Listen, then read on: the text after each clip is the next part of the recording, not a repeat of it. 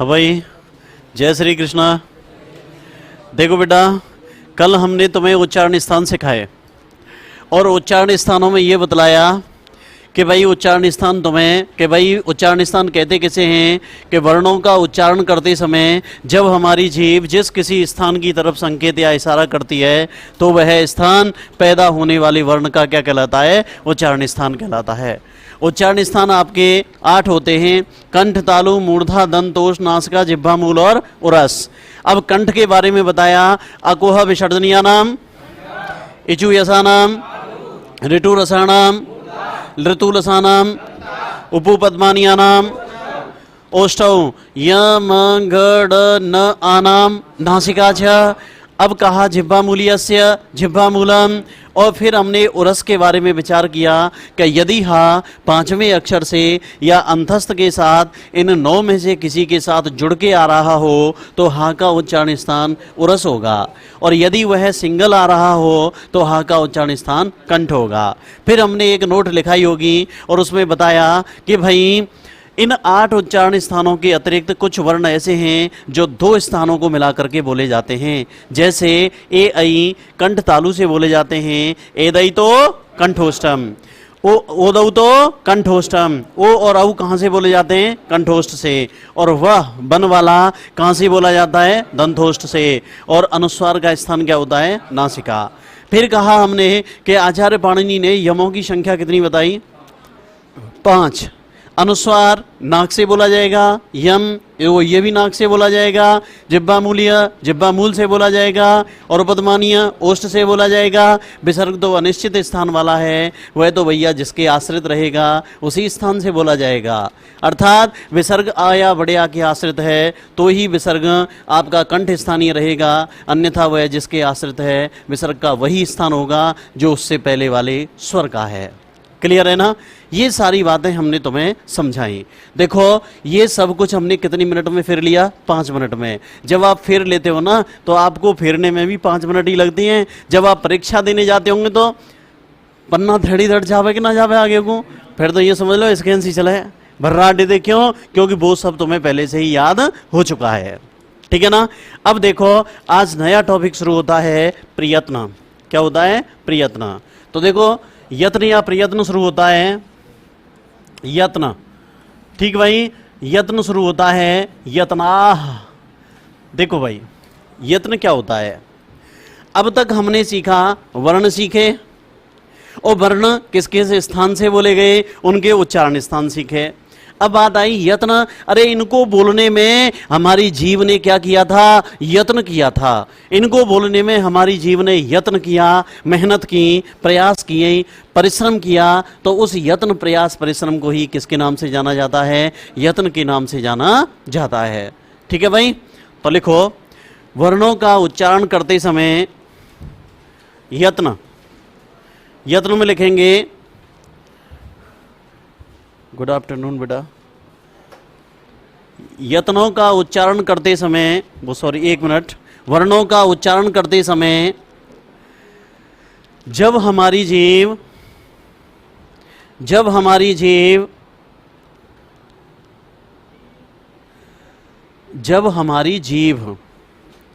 जिस किसी स्थान की तरफ संकेत या इशारा करती है, जिस किसी स्थान की तरफ संकेत या इशारा करती है तो वह स्थान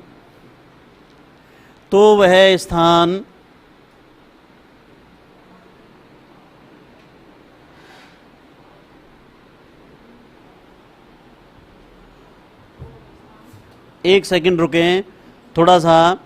देखो,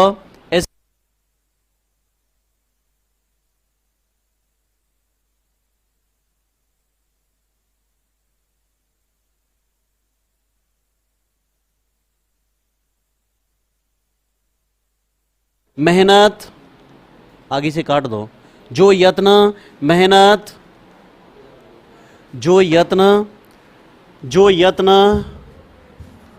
मेहनत, प्रयास,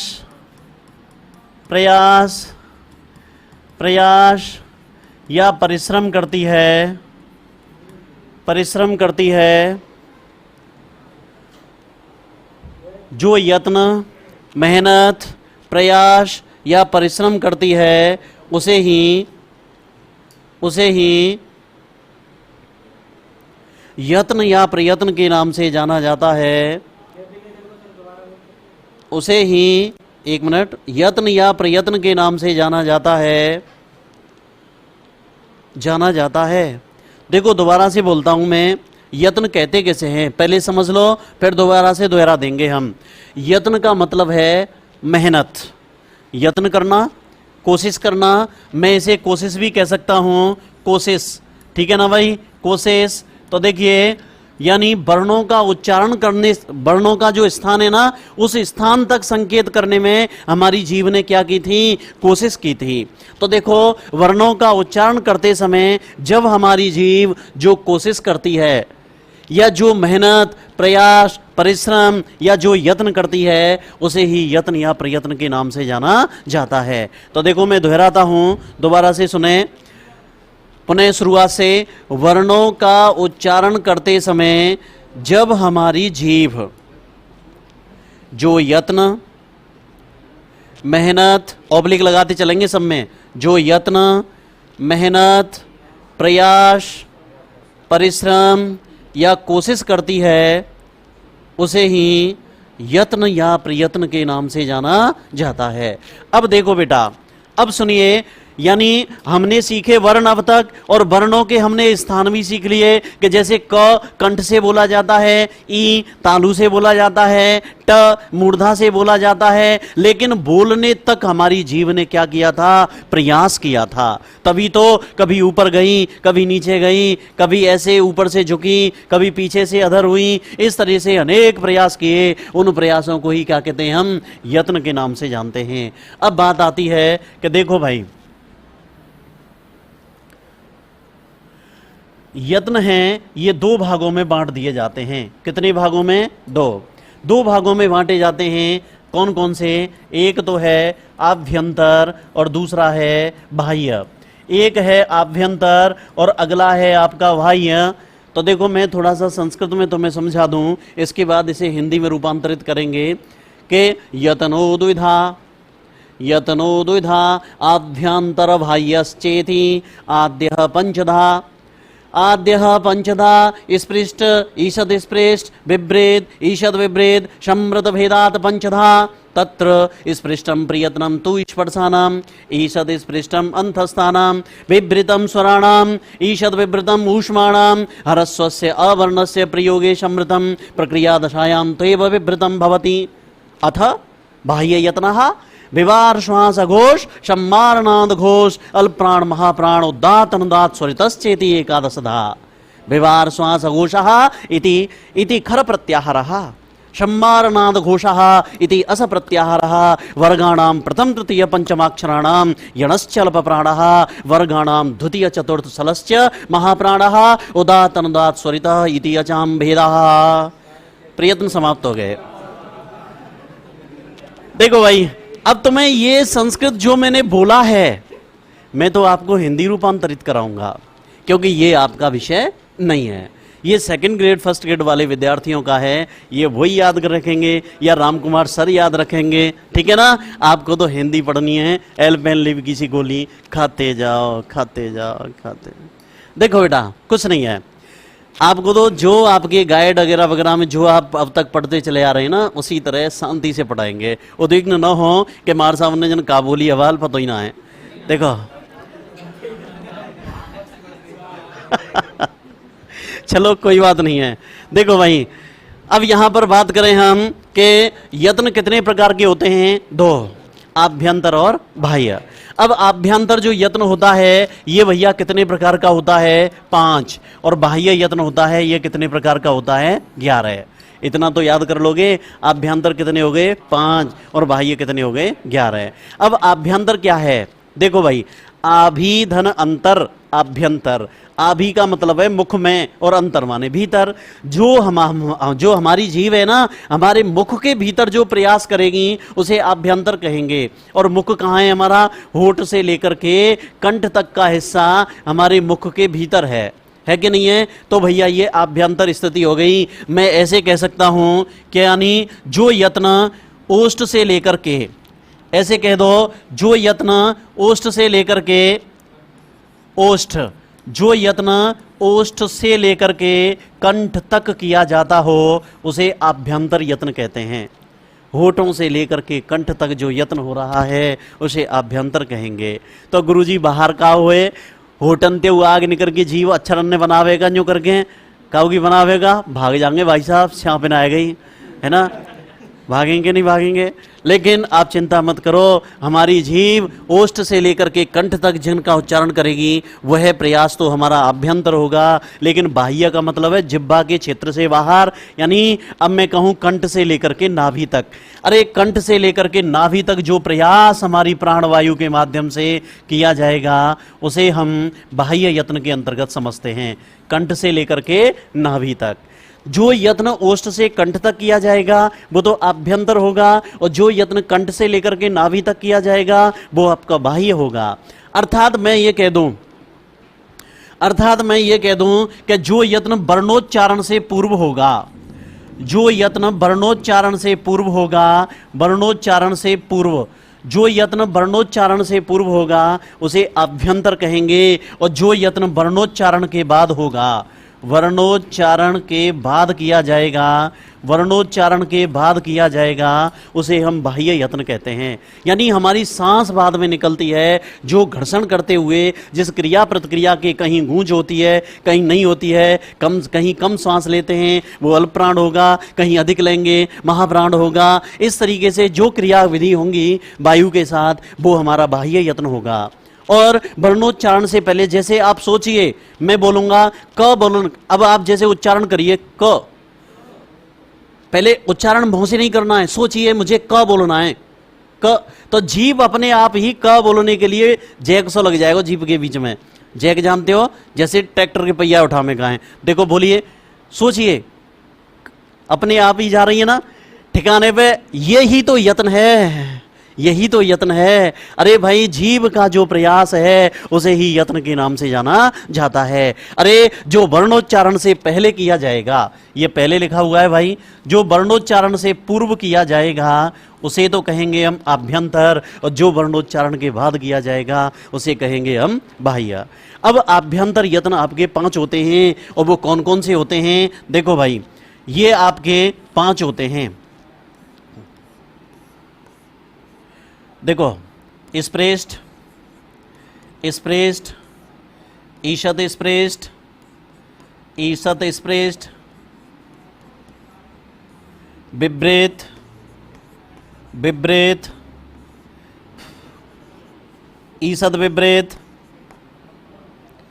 ईशत बिभ्रेत और सम्भ्रेत, सम्भ्रेत। देखो भाई, स्प्रेष्ट, ईशद स्प्रेष्ट, बिभ्रेत, ईशद विभ्रेत और सम्भ्रेत। अब इसके बारे में हम लिखें कि भाई देखो,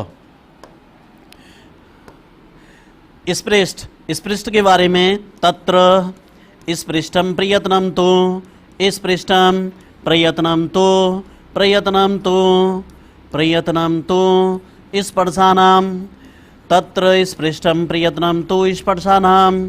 इसने क्या कहा? ईशद स्पृष्टम, ईशद स्पृष्टम। इन 4-5 लाइनों को याद कर लोगे ना तो बेटा ये तो फायदेमंद रहेंगी तुम्हें। एक एक शब्द में उत्तर है। ईशद स्पृष्टम अंतस्थानाम, अंतस्थानाम। देखो पहले मैं लिख के तुम्हें समझा दूंगा। बिभ्रितम, बिभ्रितम स्वराणाम, बिभ्रितम स्वराणाम। ईशद बिभ्रितम, ईशद, ईशद बिभ्रितम ऊष्माणाम। लो भाई अब ध्यान से समझें, पहले मैं 4 को समझाता हूं तुम्हें।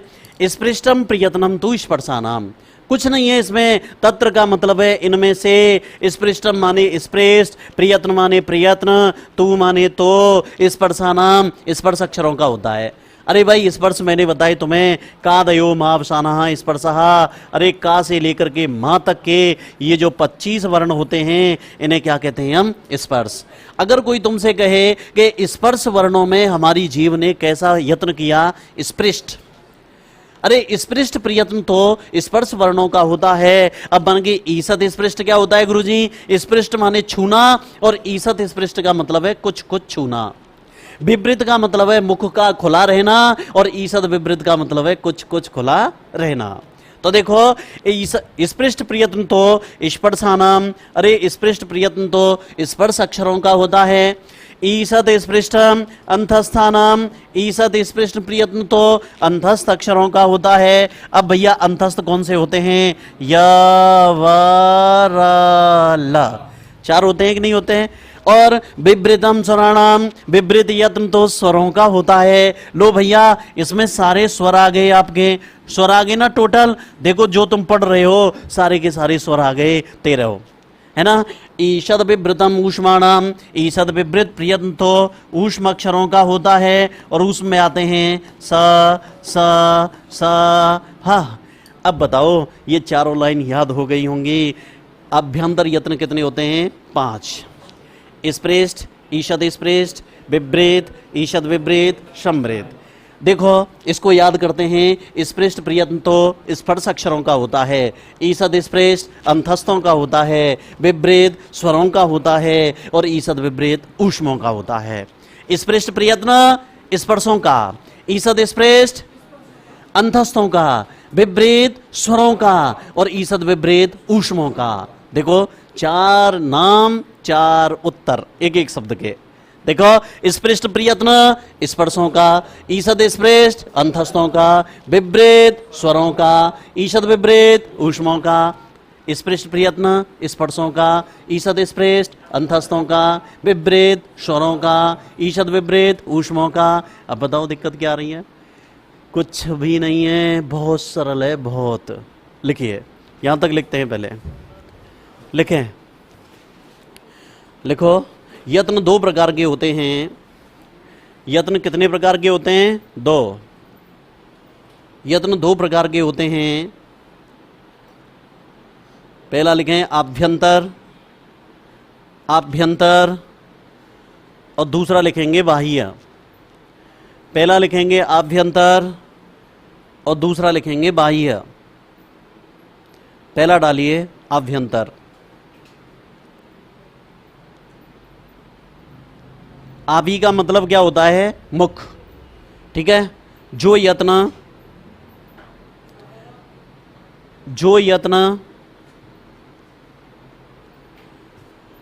ओष्ठ से लेकर कंठ तक किया जाता है, जो यत्न ओष्ठ से लेकर के कंठ तक किया जाता है उसे आभ्यंतर यत्न कहते हैं, उसे आभ्यंतर यत्न कहते हैं।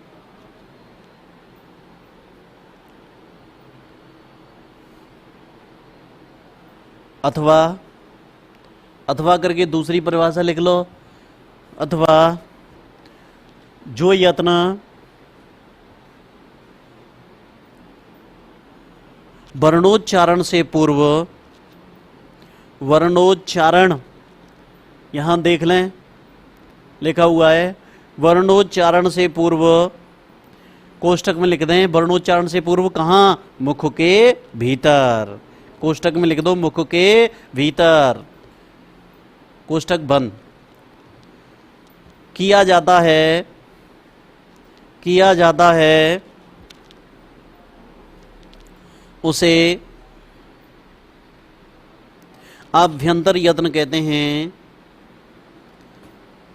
देखो भाई, हमने कहा जो यत्न वर्णोच्चारण से पूर्व मुख के भीतर किया जाता है उसे आभ्यंतर कहते हैं, और इसकी सीमा है ओष्ठ से लेकर के कंठ तक।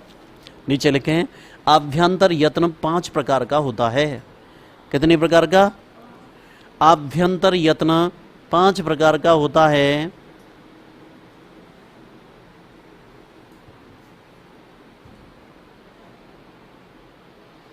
पांच प्रकार का होता है। डैश करते हुए लिखें। देखो एक ही लाइन में लिखना है, कॉमा लगा लगा के लिखना। पहले स्पृष्ट, ईषत स्पृष्ट, विवृत, ईषद विपरीत,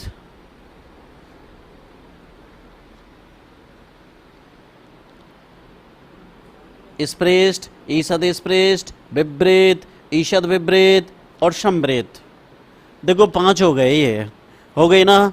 अरे भाई देखो 5 हो गए, स्पृष्ट, ईषद स्पृष्ट, विपरीत, ईषद विपरीत और संवृत।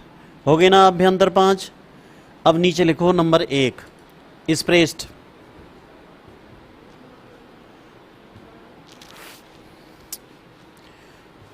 ये लिखना है तत्र स्पृष्टम प्रियतनम तु स्पर्शानाम। नहीं लिखना है तो सीधे हिंदी लिखो, स्पृष्ट प्रियत्न तो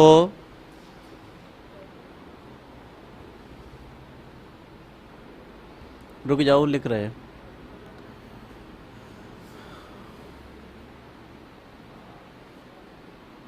लिखें स्पृष्ट प्रियत्न तो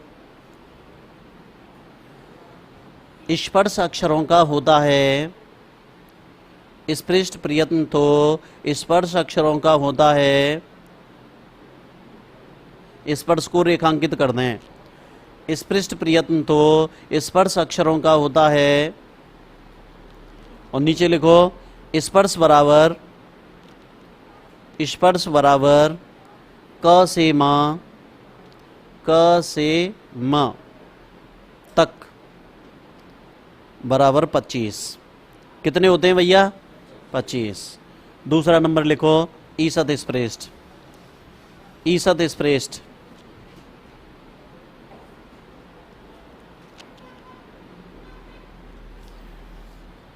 लिखे ईसत स्पृष्ट प्रयत्न तो ईसत स्पृष्ट प्रयत्न तो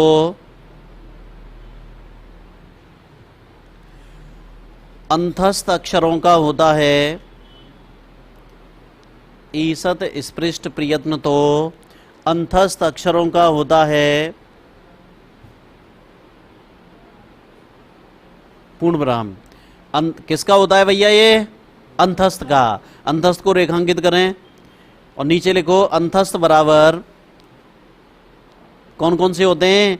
य र य व र ल। य व र ल बराबर 4। ठीक है ना? य व र ल। अब देखो आगे लिखें विवृत। विवृत का मतलब है मुख का खुला रहना। विवृत लिखें विवृत प्रयत्न तो विवृत प्रयत्न तो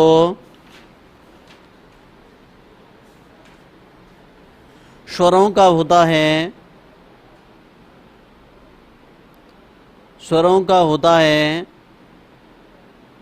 स्वरों का किसका होता है? स्वरों का। स्वर बराबर लिख दो। सारे आ गए इसमें, टोटल सारे स्वर आ गए। व्यवहार के 13 और पाणिनि के 21 या 22 लिख दो। स्वर बराबर 13। ठीक है भाई, सारे स्वर आ गए। अ आ इ ई उ ऊ री री ए ओ ऐ औ। ठीक है ना? अब देखो अगला बिंदु आता है समृत। समृत का मतलब है मुख का बंद हो जाना। ठीक भाई, अब समृत को हम कैसे याद करें? तो देखो भाई ध्यान से समझेंगे कि भाई उदाहरण के लिए देखो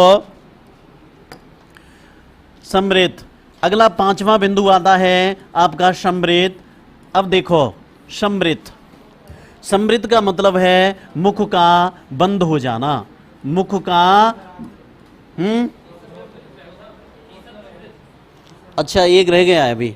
देखो भाई अभी इसको लिखो ईषद विपरीत। चौथा नंबर ईषद विपरीत। ईषद विपरीत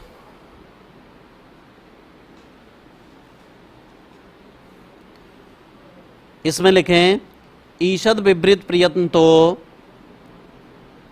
ईषद विपरीत प्रयत्न तो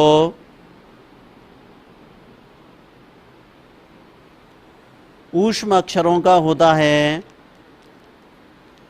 ईषद विपरीत प्रयत्न तो ऊष्म अक्षरों का होता है। किसका होता है भैया? ऊष्म अक्षरों का। ऊष्म को रेखांकित करें और नीचे लिखें ऊष्म बराबर स स स ह। स स स ह, ऊष्म बराबर स स स ह, सल प्रत्याहार आ गए आपके। ठीक भाई, अब चारों हो गए। देखो दोबारा से दोहरा लेते हैं। स्पृष्ट प्रयत्न किसका होता है? स्पर्शों का। ईषद स्पृष्ट अंतस्थों का। विपरीत स्वरों का। ईषद विपरीत ऊष्मों का। पुनः एक बार उच्चारण करेंगे। देखो स्पृष्ट प्रयत्न, ईषद स्पृष्ट, विपरीत स्वरों का और ईषद विपरीत ऊष्मों का। ठीक है भाई, चार शब्द हुए, चार उत्तर हो गए। स्पृष्ट प्रयत्न स्पर्श अक्षरों का, ईषद स्पृष्ट अंतस्थों का, विपरीत स्वरों का, ईषद विपरीत ऊष्मों का। अब देखें आगे नेक्स्ट। देखो भाई, अब इसने कहा समृत। समृत का मतलब है मुख का सिकुड़ जाना, मुख का सिकुड़ जाना। लो भाई, मुख का सिकुड़ जाना। अब हमने कहा स्पृष्ट का मतलब है छूना।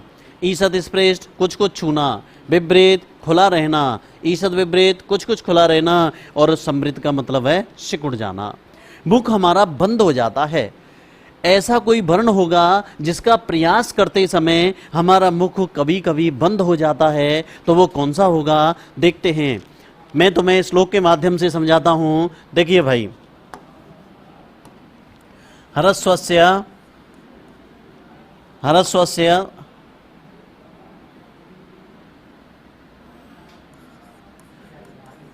हरस्वस्य अवर्णस्य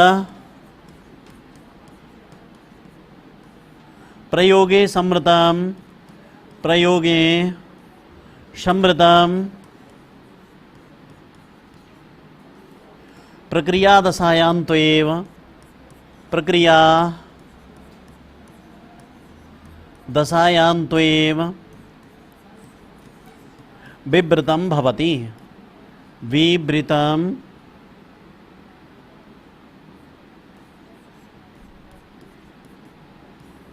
विवृतं भवति। लो भाई, अब देखो ध्यान से समझना।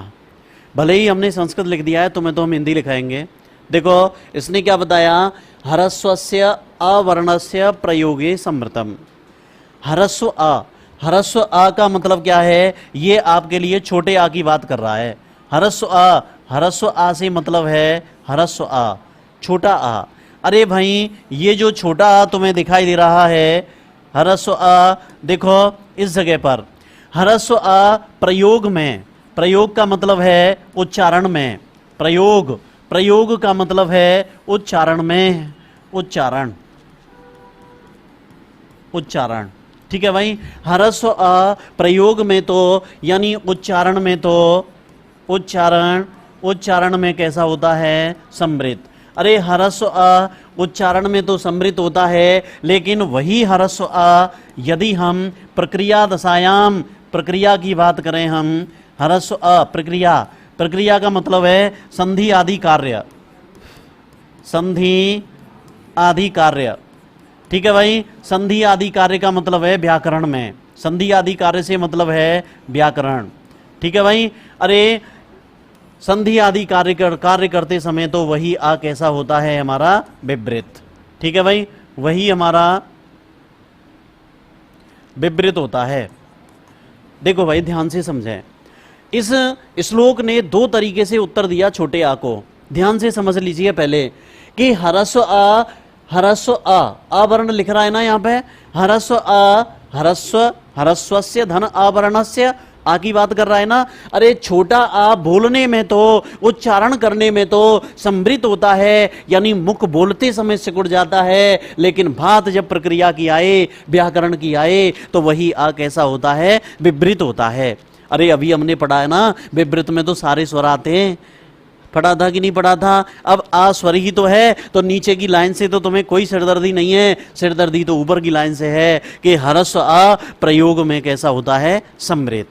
बन की कैसे गुरुजी? हम कुछ समझ नहीं पाए। तो देखो बेटा, यानी अब उदाहरण के लिए देखो, जैसे अब आप एक बात देखो, यानी उच्चारण की बात, जैसे मैं तुम्हारे लिए लिख रहा हूं राम, ठीक है ना, मोहन, मोहन, देखो कमल, कुछ शब्द मैंने ऐसे लिखे। अब इनका मैं उच्चारण करूंगा। अब उच्चारण कर रहा हूं, देखो राम। अब आप इसका अंग्रेजी में रूपांतरण करें, RAM। ठीक है भाई, लिख दिया। अरे रा में बड़े आ की मात्रा थी तो मैंने ए लगा दिया। अरे माँ में भी तो आ था, हलंत थोड़ी था माँ में आ। भाई माँ हलंत थोड़ी है, इसमें आ मिल रहा है लेकिन नहीं लगाई मैंने। चलो कोई बात नहीं, चलो आगे बढ़ते हैं। माँ, माँ को लिखते हैं एम से, OHAN, मोहन, ऐसे ही तो लिखते हैं। अरे माँ में ओ की मात्रा थी तो ओ लगाया, हाँ में आ की है तो ए लगा दिया। क्या ना में आ की नहीं है? भाई हाँ में तो है, आपने लगा दिया। अरे ना में भी तो है लेकिन आपने नहीं लगाया। देखते हैं आगे, कमल। अब कमल में देखो, का के से हो गया, का में आ है तो ए लगा दिया। माँ में माँ एम से हो गया, आ है तो ए लगा दिया। ला में एल है। अब देखो, अरे क्या ला में ए नहीं है ना इसमें भी। अरे का में आ है तो ए लगाया। अंग्रेजी वाले बच्चे यानी जिन्होंने अंग्रेजी पढ़ी है वो समझ रहे होंगे, का में आ है ए लगाया, माँ में आ है ए लगाया। क्या ला में आ नहीं है? अब पढ़ के देखियो क्या लिख रही है, कमला लिख रही है। अरे तो ला में ए लगा दिया तो तुमने ला कर दियो। ये पहली तो ये लग रही है, यहाँ में का में ए लग रही है का, माँ में ये लग रही है माँ, ला में ए लग रही है ला। अब कमल नहीं भाई, का मा ला। लो भैया, अरे सुनो, यही तो बात तुम्हें समझाने की कोशिश कर रहा हूं मैं कि देखो भाई, कि इसने कहा ह्रस्व आ उच्चारण में सम्मिलित हो जाता है। अर्थात जब हम बोलते हैं ना किसी भी अंतिम आ को, तो उससे बोलने से पहले ही हमारा मुख बंद हो जाता है। ओए राम, राम, मां की ध्वनि निकलते ही आ नहीं निकल पाता। मोहन, अरे मोहन, मोहन, अरे आ नहीं निकल पाया। जब आ निकला ही नहीं तभी तो हमने ए नहीं लगाया इसमें। कमल, अरे का में आ निकल रहा है, माँ में आ निकल रहा है, लेकिन ल कमल। अब देखो ला जीभ से ठाड़ी है गई, बांझो गई, ना जान दो ना निकल दियो ना माने आ। देखो जीभ ल देखो सही, आग ब्रेक लगा दियो। अब कहां जावे को बेटा। अब ऐसे निगम आ धीरे धीरे दिन भर में पेट में इकट्ठे है जाए ना, तो मन दिया क्यों होगा। मैं लियो कायम चूरन लियो गैस है पास करन दे। तो वो गैस बताओ काय की है या की आई तो? अब क्या करे जब निकरी ना पा रहे हो तो। देखो भाई, अब इधर सुनो, अब इधर आ जाओ। देखो भाई ध्यान दें, अब पेपर में तुमसे कैसे पूछा जाएगा, ये तो एक समझने की बात है कि ह्रस्व आ प्रयोग में कैसा होता है। देखो पेपर में पूछा जाएगा ह्रस्वस्य अवर्णस्य प्रयोगे भवति, प्रयोग में कैसा होता है सम्मिलित, और ह्रस्व आ प्रक्रिया दशायाम विवृतम। देखो पेपर में प्रश्न ऐसे आएगा, दोबारा देखें, देखो अन्य कलर से देखते हैं हम। देखो पहला प्रश्न, ह्रस्व अ प्रयोगे भवति, प्रयोगे भवति, ह्रस्व अ प्रयोग में होता है। कैसा होता है भैया सम्मिलित। ह्रस्व अ प्रयोग में कैसा होता है सम्मिलित। अब दूसरा प्रश्न आ गया, ह्रस्व अ प्रक्रिया दशायाम भवति, प्रक्रिया दशायाम, प्रक्रिया का मतलब है व्याकरण कार्य, प्रक्रिया दशा मतलब संधि आदि कर रहे हैं। जैसे बात आई राम प्लस, यानी ऐसे कह दिया अयन, राम प्लस अयन। अब तुम जो कहेंगे माँ में तो हवाल समृद्ध बतायो। अरे भैया जब व्याकरण कार्य करेंगे तो वह विवृत मीन्स मुख खुला रख करके देखना होगा। राम में क्या है आ, अयन में क्या है आ और आ मिलके क्या आएगो बड़ो आ और बन गो रामायण। ठीक है ना। तो कुल मिला के तुम्हें तो ज्यादा सोचने की आवश्यकता नहीं है, केवल ह्रस्व आ प्रयोग में कैसा होता है सम्मिलित, और प्रक्रिया दशा में, प्रक्रिया दशा, अरे प्रक्रिया दशा में कैसा होता है विवृत। ठीक है ना। ये दो ही बातें याद रखनी है तुम्हें, प्रयोग में कैसा होता है सम्मिलित, प्रक्रिया दशा में कैसा होता है विवृत। पुनः देखो दोबारा से, स्पृष्ट प्रयत्न स्पर्शों का, ईषद स्पृष्ट अंतस्थों का, विपरीत स्वरों का, ईषद विपरीत ऊष्मों का, और हरस्व आ प्रयोग में सम्मिलित होता है लेकिन प्रक्रिया दशा में विपरीत होता है। 6 बात याद रखनी है, अभ्यंतर समाप्त हो गए। देखो दोबारा से, स्पृष्ट प्रयत्न स्पर्शों का, ईषद स्पृष्ट अंतस्थों का, विपरीत स्वरों का, ईषद विपरीत ऊष्मों का, और हरस्व आ प्रयोग में तो सम्मिलित होता है लेकिन प्रक्रिया दशा में विपरीत होता है। क्लियर है? लिखो सम्मिलित, लिखें हरस्व आ प्रयोग में, हरस्व आ प्रयोग में सम्मिलित, प्रयोग में यानी उच्चारण में, हरस्व आ प्रयोग में सम्मिलित होता है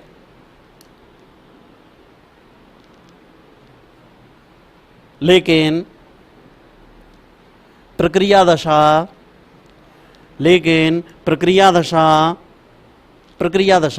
कोष्ठक में लिख दो, व्याकरण में संधि आदि कार्य करते समय, व्याकरण में संधि आदि कार्य करते समय, संधि आदि कार्य करते समय, कोष्ठक बंद, मैं, कोष्ठक के बाद लिखें मैं विवृत ही होता है, विवृत ही होता है, पूर्ण विराम। देखो भाई दोबारा से फिर समझो, हरस्व आ प्रयोग में, प्रयोग को रेखांकित कर दो, हरस्व आ प्रयोग में सम्मिलित होता है लेकिन प्रक्रिया दशा में तो वह विवृत ही होता है। प्रक्रिया दशा मतलब व्याकरण में संधि आदि कार्य करते समय। ठीक भाई, अब तुम्हें ज्यादा सोचने की जरूरत नहीं है, केवल इतना ध्यान रखना है, हरस्व आ प्रयोग में होता है सम्मिलित, प्रक्रिया दशा में होता है विपरीत। इसी तरह से प्रश्न आएगा बस तुम्हारे लिए। तो लिखो जैसे, अब जैसे में मैं तुम्हें यहां ऐसे लिखा देता हूं, लिखो आप मेरी तरह उतार लें, राम मोहन कमल,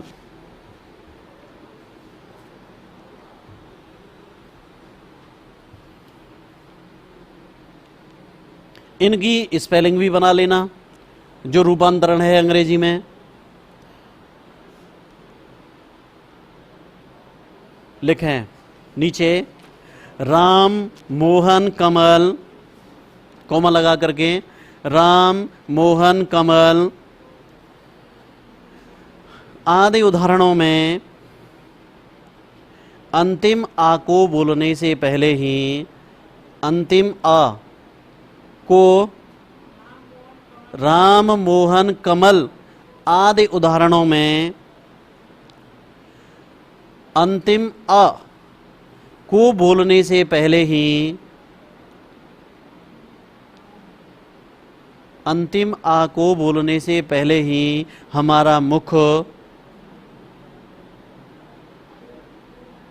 समृत, समृत का मतलब क्या है? सिकुड़ना।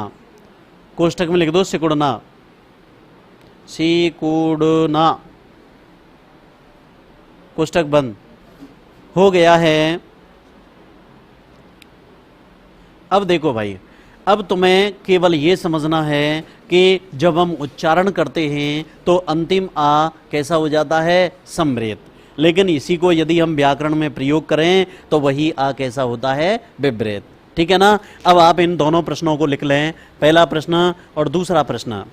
हरस्व अ प्रयोगे भवति, हरस्व अ प्रयोग में कैसा होता है? सम्मिलित। कैसा होता है? सम्मिलित। हरस्व अ प्रयोग में होता है सम्मिलित। लेकिन प्रक्रिया दशा, प्रक्रिया दशायाम, इसे दशायाम लिखना बेटा, प्रक्रिया दशायाम भवति, प्रक्रिया दशायाम भवति, प्रक्रिया दशा में कैसा होता है? लो भाई,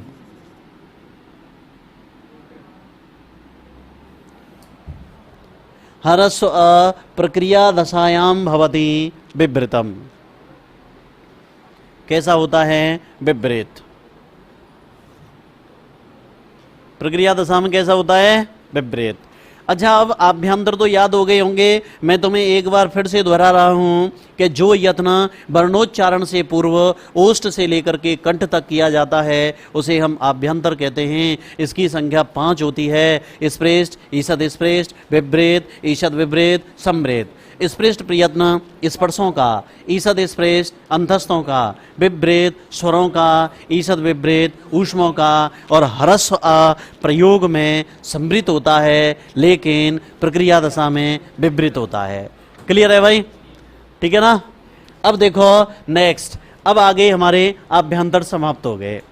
अब चलते हैं बाह्य यत्नों पे। बाह्य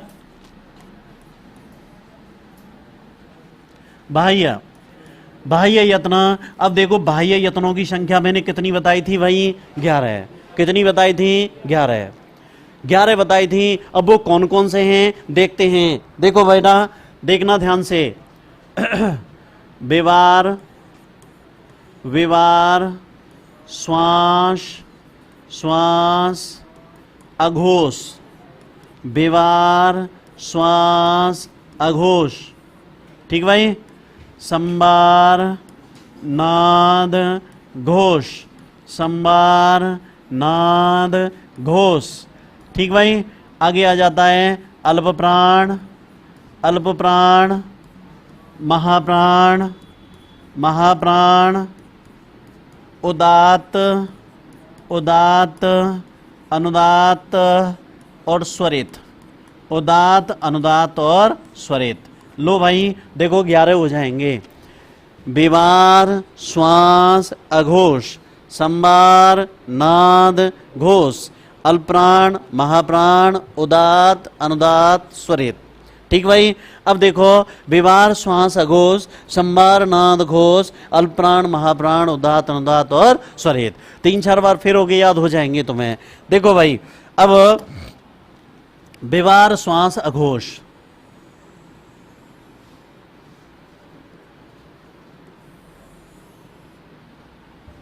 संबार, नाद, घोष, अल्प प्राण, महाप्राण और उदात्त, अनुदात्त और स्वरित। लो भाई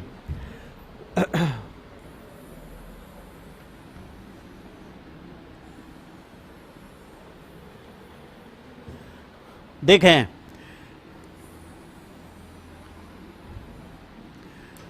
अब इस पे देखो, यहां पे विवार, श्वास, अघोष में कौन कौन से आते हैं? देखिए ध्यान देना है, खर प्रत्याहार के अक्षर कौन से आते हैं? खर। लो भैया याद हो जाएंगे एक झटके में। विवार, श्वास, अघोष में कौन कौन से वर्ण आते हैं? खर प्रत्याहार के अक्षर। और मैंने तुम्हें बताया है खर में कौन कौन से वर्ण आते हैं? पहला, दूसरा, स। क्लियर है? देखिए भाई, इसमें आते हैं पहला, दूसरा और स। ठीक है ना? यही तो आते हैं तुम्हें। अब देखो ध्यान से समझना, पहला, दूसरा, देखें क,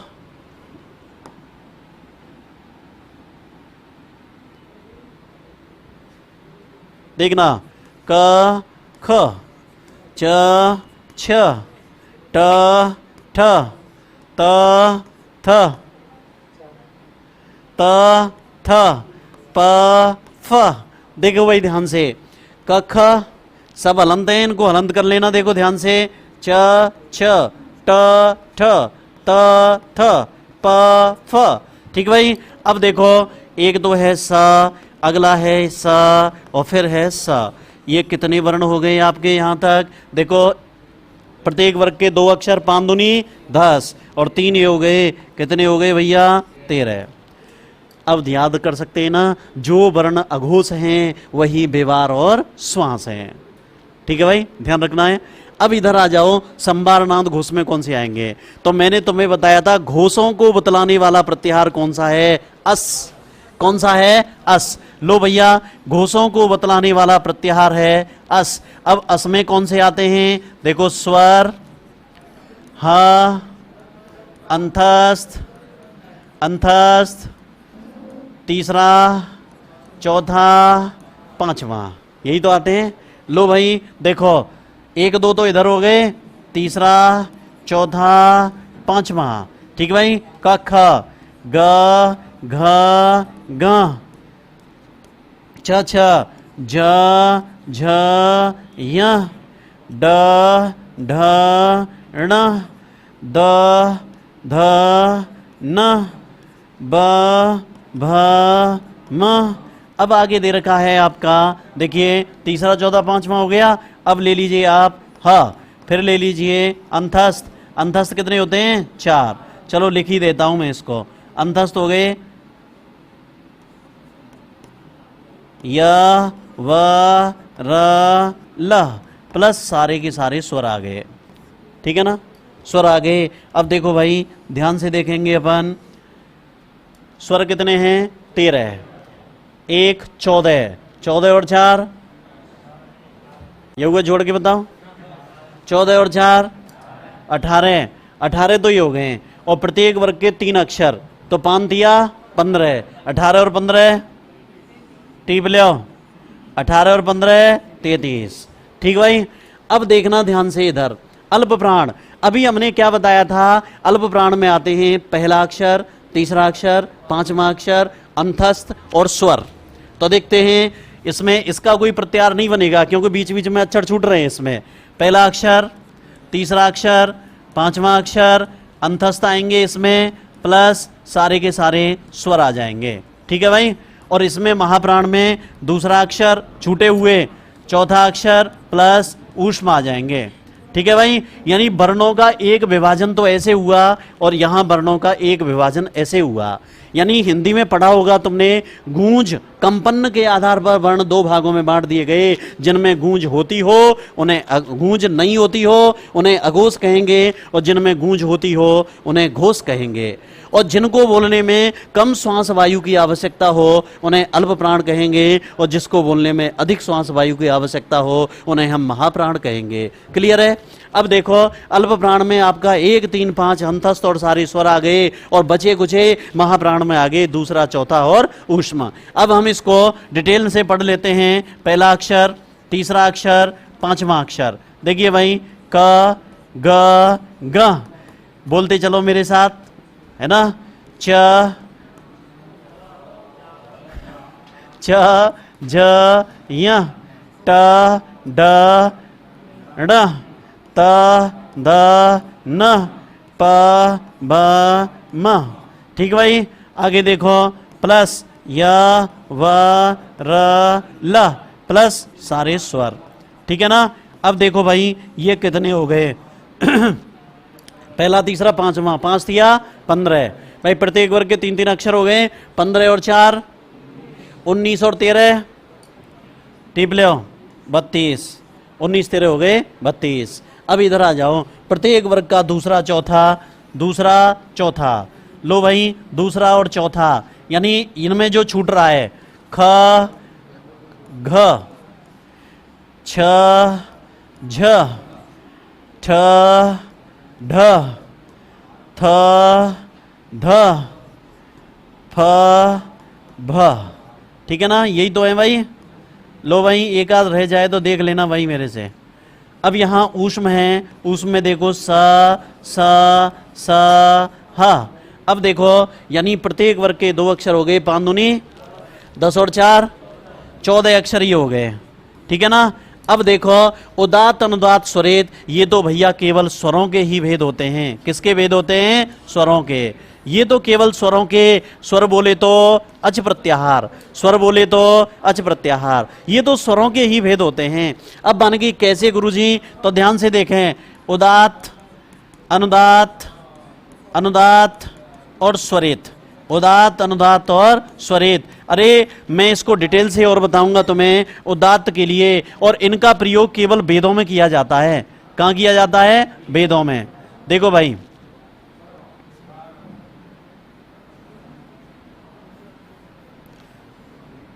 इनका प्रयोग देखो भाई ध्यान से, उदात्त, अनुदात्त, उदात्त, अनुदात्त और स्वरित, ये तो स्वरों के ही भेद होते हैं, यानी अच प्रत्याहार के। और इनका भी प्रयोग कहाँ किया जाता है? वेदों में।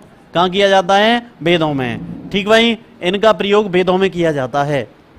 अब कहा गया कि उदात्त के लिए कोई चिन्ह नहीं होता, इसके लिए कोई चिन्ह नहीं, वेद मंत्रों में होता है इसका प्रयोग केवल, और अनुदात्त के लिए नीचे अंडरलाइन होता है, अंडरलाइन, और स्वरित के लिए ऊपर खड़ी लाइन होता है। कैसा होता है? खड़ी लाइन। आगे मैं डिटेल से बताऊंगा इसको कैसे समझेंगे। तो देखो पहले आप इसको समझ लें यहां पे कि भाई विवार श्वास अघोष में कौन से आएंगे? खर प्रत्याहार के अक्षर। संवारनाद घोष में कौन से आएंगे? अस प्रत्याहार के अक्षर। ठीक भाई, अस प्रत्याहार के अक्षर आ जाएंगे। और अल्प प्राण में पहला, तीसरा, पांचवा, अंतस्थ और स्वर आएंगे। याद करना है, रटना है। अल्प प्राण में आएंगे पहला, तीसरा, पांचवा, अंतस्थ, स्वर आएंगे। और महाप्राण में दूसरा, चौथा, ऊष्म आएंगे। उदात्त, अनुदात्त, स्वरित, ये तो स्वरों के ही भेद होते हैं जिनका प्रयोग वेदों में संकेत चिन्ह के रूप में किया जाता था। दोबारा से फिर समझिए, विवार श्वास और अघोष में क्या आएगा? खर प्रत्याहार, पहला, दूसरा, स। संवारनाद घोष में क्या आएगा? देखो भाई, अस प्रत्याहार, यानी तीसरा, चौथा, पांचवा, स्वर, हा, अंतस्थ, या ऐसे कह दो, स्वर, हा, अंतस्थ, तीसरा, चौथा, पांचवा। अल्प प्राण में पहला, तीसरा, पांचवा, अंतस्थ प्लस स्वर, और महाप्राण में दूसरा, चौथा प्लस ऊष्म, और उदात्त, अनुदात्त, स्वरित, ये तो स्वरों के ही भेद है, केवल स्वरों के, जिनका प्रयोग वेदों में संकेत चिन्ह के रूप में किया जाता था। अच्छा, अब एक बात और सुने, ये आपके 13 हो गए और ये आपके 33 हो गए, ठीक है ना। देखो भाई, ये आपके 33 हो गए, 13 और 33 जब जोड़ेंगे तो कितने होंगे? 46। और हमने अभी प्रयोग के आधार पर कितने बताए? 48। प्रयोग के आधार पर 48 वर्ण बताए थे ना जब क्लास ली थी हमने। अब 48 में 2 रह गए, एक अनुस्वार और एक विसर्ग। अब अनुस्वार तो बनता है 5 में से, आगे चल के मैं पढ़ाऊंगा तुम्हें संधि में कि मां और ना का अनुस्वार हो जाता है यदि आगे व्यंजन वर्ण बैठा हुआ हो तो अनुस्वार को आप इसमें जोड़ दीजिए, अनुस्वार को इसमें जोड़ दीजिए। लो भाई, अनुस्वार मैंने इसमें जोड़ दिया तो 33 + 1 बराबर कितने हो गए? 34। ठीक है ना। अब आती है विसर्ग की बात। तो विसर्ग किससे पैदा होता है? सा से। संस्कृत में किससे पैदा होता है भैया? सा से पैदा होता है। तुमने पढ़ा होगा स सज सो रू। ठीक है, कोई बात नहीं है। आप तो ये देखो विसर्ग किससे पैदा होता है? सा से। विसर्ग मैंने अघोष में जोड़ दिया तो 13 और 1 कितने हो गए आपके? 14। तो 14 तो हो गए आपके विवार, श्वास और अघोष, और जो वर्ण अघोष हैं वही विवार हैं और वही श्वास हैं। ठीक भाई। अब देखो, और 34 आपके घोष हो गए। 13, 14 और 34 कितने हो गए आपके? 48। कोई दिक्कत? अब इधर आ जाओ, अल्प प्राण। अल्प प्राण और महाप्राण। अल्प प्राण में कितने वर्ण हैं आपके? 32। महाप्राण में कितने हैं? 14। 32 और 14 कितने होते हैं? 46। वही 2 की समस्या आई, एक अनुस्वार और एक विसर्ग। अनुस्वार बनता किससे है? 5वें में मां और ना से, तो मैं यहां अनुस्वार जोड़ देता हूं। ठीक है भाई, अनुस्वार। अब अनुस्वार जोड़ दिया तो 32 और 1 कितने हो गए आपके? 33। ठीक भाई। और देखो विसर्ग किससे बनता है? सा से, तो विसर्ग मैं यहां जोड़ देता हूं। लो भाई, और जब विसर्ग 1 और जुड़ गया तो कितने हो गए आपके? 15। 33 और 15 कितने हो जाएंगे आपके? 48। ठीक है भाई, 48 हो गया। अब बात आई उदात्त, अनुदात्त, स्वरित। ये तो स्वरों के ही भेद होते हैं जिनका प्रयोग वेदों में संकेत चिन्ह के रूप में किया जाता है। इस बात को बताएंगे हम कल। हालांकि ये जो तुम्हें दिखाई दे रहा है चार्ट को तो तुम्हें अभी उतारना है, अभी उतारना है। ठीक है भाई, हाँ, इसको अभी उतार लो और कल इसको और समझाएंगे और इस वाली बात को और समझा देंगे। ओके, जय श्री कृष्णा। ए बेटा, इसको लम्बे उतार दूंगा नहीं।